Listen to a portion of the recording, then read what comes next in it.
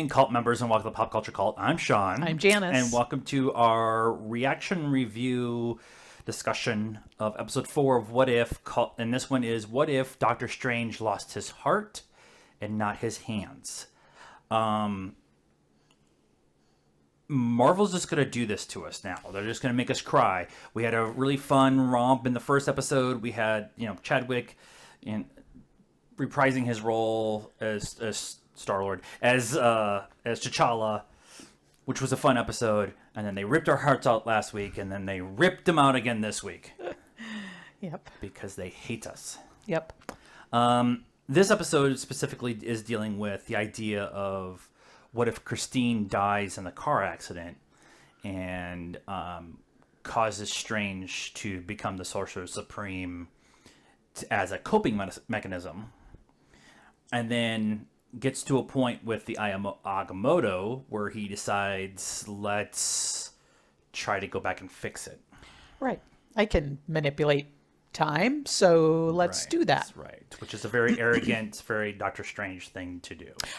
Right. And because he didn't lose his hands, I was thinking about that when that was all happening in the beginning, that, she died in the car accident instead of him, crushing his hands, essentially, that he will have not learned humility, which, right. He was basically a beggar in the streets when he got to, the temple to have them fix his hands. So, he didn't get that. So now he's all, I can do this. I can, even though everybody else has said you can't, I can do it. Yeah, he does.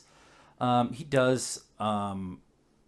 is a scene. So he goes back in time and tries it over and over and over again. And then the Ancient One shows up and says it's pretty much it's a fixed point. It always has to happen, which is a very... Which if you watch Doctor Who, I was just you gonna... completely understand. As soon as they said fixed point, I'm like, oh yeah, I know exactly what they're talking about. But the idea of a fixed point is there are some things in the timeline that is changeable and it doesn't affect anything really. But a fixed point is always going to be, no matter how many times you try to fix it, no matter how many times you try to change it, you change the circumstances, you change everything. It doesn't matter. The fixed point is the death of whoever, or the explosion of a planet, or whatever it ends up being. And in this episode, it's her dying is that fixed point. And the Ancient One tries to explain this to Strange, but he doesn't want to hear it. Like, he's at that point where he's so grief-stricken that he can't hear it, and she divides him into two parts. Essentially, that part that is the I have to find a solution for this, and the I'm ready to move on and move past it part. Yeah. Yep. And the I can't move on version, the I'm going to fix it version. Evil Strange. The Evil Strange is about the best way to explain it. Goes to the lost library of Caglianosa. Yeah. And figures out the time, how to manipulate time and everything, and he just starts absorbing. Yeah, basically he finds out that the only way he can be strong enough to actually perform this spell is he's got to absorb magical creatures. Yeah, that's kind of what I and one of those magical creatures that he tries to absorb is the tentacle thing that we got from the first episode with Captain Carter. Yep.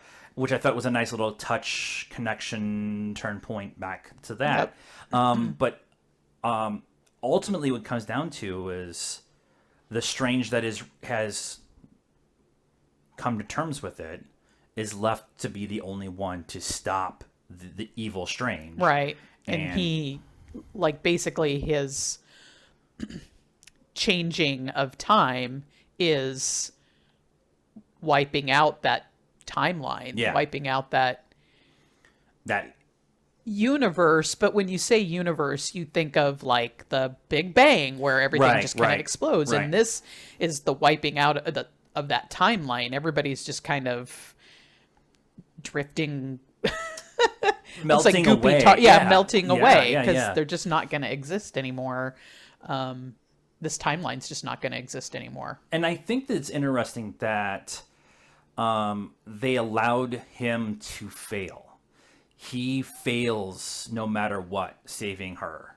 And even in his moment where he takes on and absorbs Good Strange, it's still not enough because this point is fixed and he won't listen to anybody until it's too late. Yeah. Including the Watcher. And I thought that was interesting that this is the first episode where Strange becomes self-aware of the Watcher. Yeah.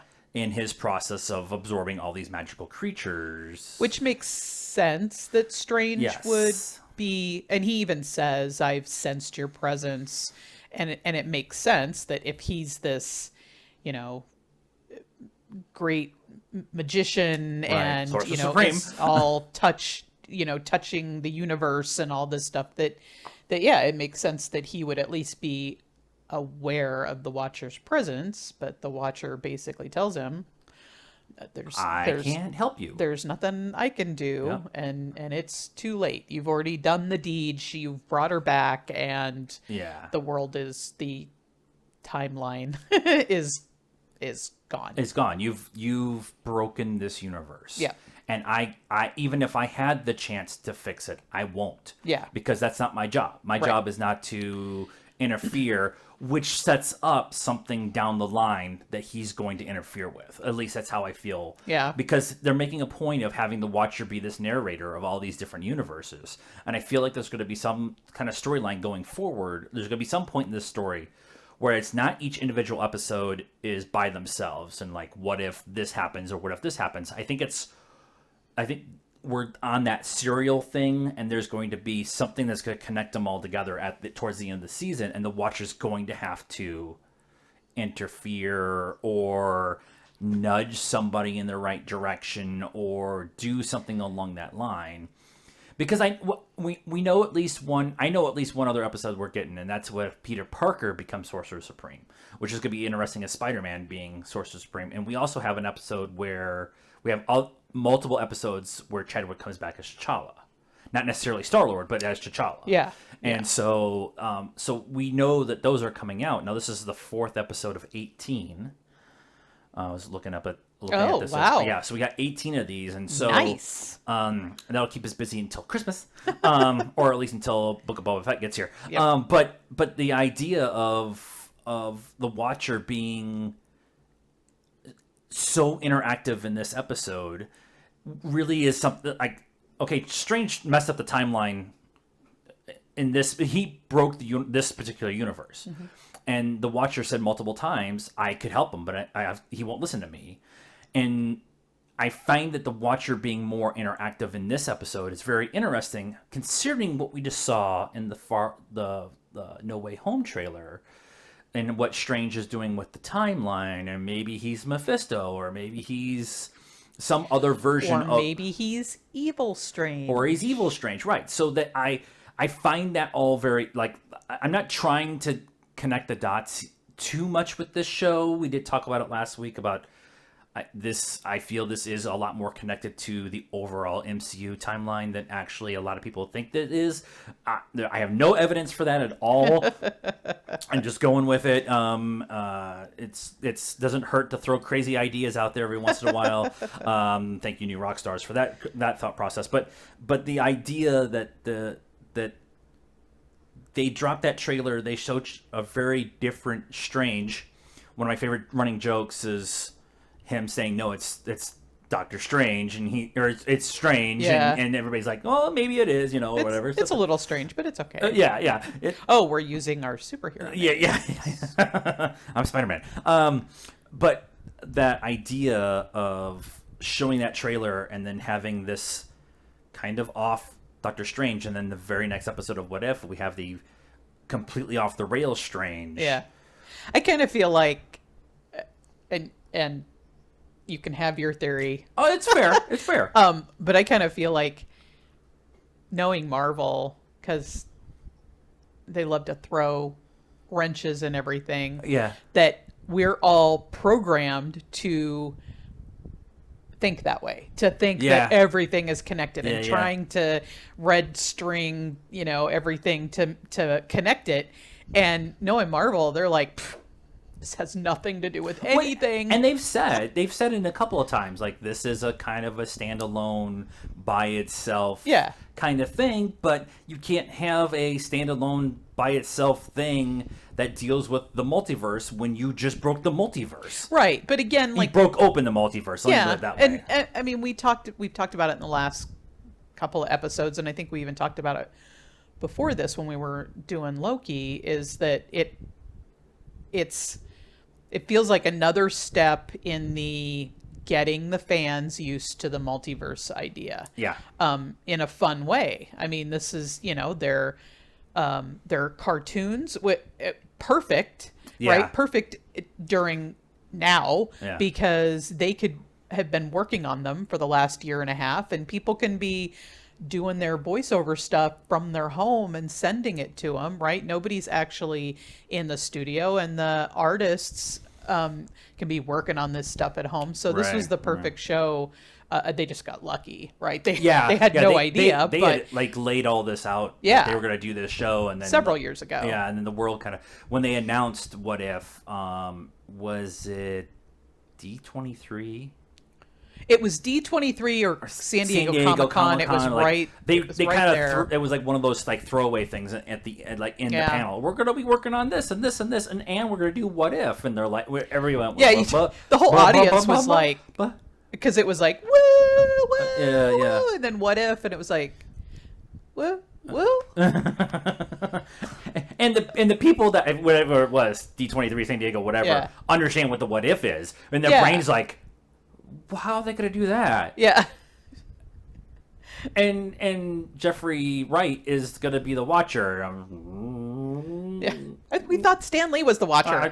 I'm so confused. The other thing I want to talk about with this episode was Benedict was Strange, Rachel McAdams was Christine, Benedict Wong was Wu, and Tilda Swinton was I forgot about Tilda. And so all of them coming back to play these roles in this kind of episode, I really appreciate that they've done a really good job about bringing as many people back as they pretty much could. Yeah. Like we talked about the Dave Bautista thing a couple of weeks ago, and they talked about Chris Evans and like why they didn't use Chris Evans to do Skinny Steve, and stuff like that. But they've done a pretty good job about bringing as many people back as they could. Yeah. And for at least this episode, where it's so emotionally charged because of the idea of losing Christine and Steven actually having someone to love and actually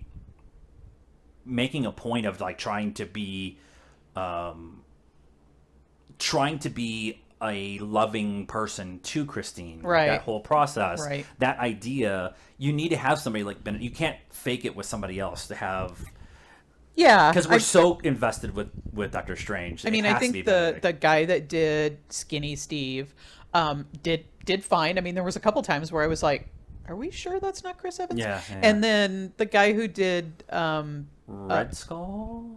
No. The guy who did Red Skull, we're already used to him. Yeah, because he was the one that did it. But the guy that did Drax was in it for 30 seconds. Or 3 lines or whatever. Yeah, so that really didn't pull you away. I appreciate the people that they did get or were able to get. I appreciated it. Really helps to kind of transport you back into that character or those characters. Yeah. But so far, the ones they haven't gotten hasn't pulled me out of the story. It's been the main characters they brought back and but I'm not like, oh my God, you didn't bring Chris Evans back. I get it. I get it. Yeah. You know, there's reasons why people weren't able to do it, and that's fine. That's cool. We haven't really talked about the art in this show yet because we've been talking about the themes, and that's kind of a big thing, at least for me, is the themes and what they're trying to say and whatever. But the art in this show is